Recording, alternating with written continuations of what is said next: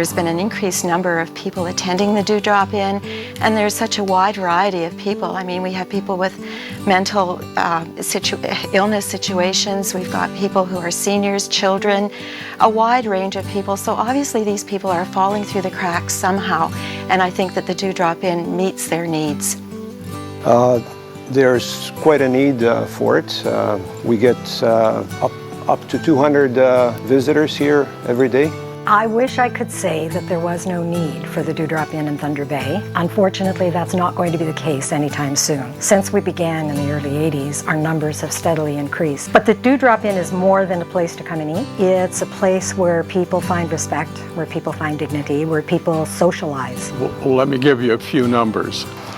I've been involved with the Drop-In since 2005. That year we fed 38,000 people. Last year we fed over 68,000 people. This year we will be well beyond 70,000. These aren't units of production. These are people, these are our neighbors. They become my friends over the course of the years I've spent here. If we weren't here, many of those people would go hungry. They depend on us. And I can't see that we will ever be going out of business. We're here for the long haul. Through my baptism into this faith, we're called to serve and to give back. And this is one way that I can practice my faith, live my faith, and just make a difference, I hope, in somebody's day. And reflecting on the call of a Christian, and as a Catholic Christian, to reach out to people and to be a neighbor, helping neighbors, is really what drives me. Well, several reasons. I guess the primary reason is I'm a member of the Catholic Women's League, and Catholic Women League members tend to look for projects, things that we can do to help people. And at our church, we were in search of a project. The one thing we like to do is cook. And we thought this was a wonderful opportunity to combine the talent that we have, which is cooking, with a need in the community, and so we thought that would be a wonderful opportunity. Well, I didn't come here with a spiritual intention to begin with. I came here because I brought things in to donate, and people were laughing and having a really good time. So that's actually why I came in the beginning. To be truthful, I find when you're working and preparing food with other people, it is a lot of fun, but it also you get as much back, or even maybe more back than the people that you're preparing the food for. But I have to say, we really do have a lot of fun when we're getting the meal ready. As I believe, and that is part of my life and the faith, I feel happy, joy, and loving and trusting. And I think this is very important place for every people who is even alone or has any issue in their life. So when get together, they feel happiness. I've been asked that question many times over the past several years, and I honestly don't know, other than somebody has to do it. So to put on a spirit of mercy, to be merciful, means to reach out to others, to help in any way that we can. And this being the year of mercy, it's just a reminder that that call is with us every day of the year, not just for this year, but it does sort of remind us to focus a little more on that aspect of being a Christian, I believe. I grew up in a very Catholic environment. Elementary, secondary, and university were all Catholic, and so there was always that spirit of helping or doing, or helping where you can, doing what you can, using the talents that you have. And so the Year of Mercy, I think, simply gives us an opportunity to explore what talents we have. And as I said, with our group, one of our talents was cooking, and so this was a wonderful opportunity. Other people have other skills and talents that they can bring to bear to somehow express their help for humanity through the spiritual and corporal works of mercy that are part of the Year of Mercy. I was really in need of learning compassion. I worked in a very technical career, and that's what I was good at.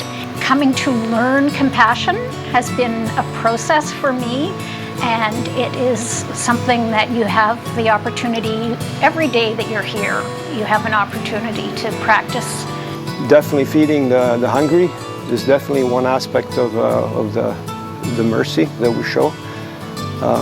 Jesus told his disciples to show mercy, and we should be doing the same thing. So works for us personally. Well, I really believe that this was meant to be Pope Francis announcing the Year of Mercy, and it's given us all an opportunity as Catholics to focus on that in our lives. And I think that, certainly the corporal works of mercy ask us to feed the hungry and to give drink to the thirsty. And I think that through our volunteering and being here at the Dewdrop Inn, we're able to live that faith, that part of our faith, and to make a difference in people's lives. I look forward to it. I honestly look forward to it. I make sure that usually Knights of Columbus, Leo Council 1130, we're usually first Sunday of the month. I always make sure I have that time free. I'm very unhappy if for any reason I can't make it. My family is going to the luncheon. I'm gladly missing it coming here. I come out of here actually feeling refreshed and energized, believe it or not. So again, as I mentioned before, I receive a lot more than what I give. I come as one of the groups that come from St. Margaret's Church. The Catholic Women's League have 3 groups there, and I come with one of the groups.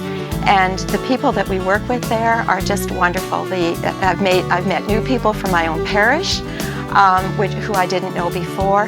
We all kind of leave this place after our little session together almost as though we're walking on a cloud. We really do feel so good that we've probably made a big difference in somebody's day. I mean, when you have families coming in with children and you've got parents approaching you to see if they can take bag lunches home for their kids for supper, you really, really realize that you've got some food in their bellies for the night and they're not going to sleep hungry. I love the Dewdrop Inn. I love working here. We are a family, and we enjoy, all of us seem to really enjoy working here. But I don't think it's as important how I feel about working here as it is about how we help others to feel who come here.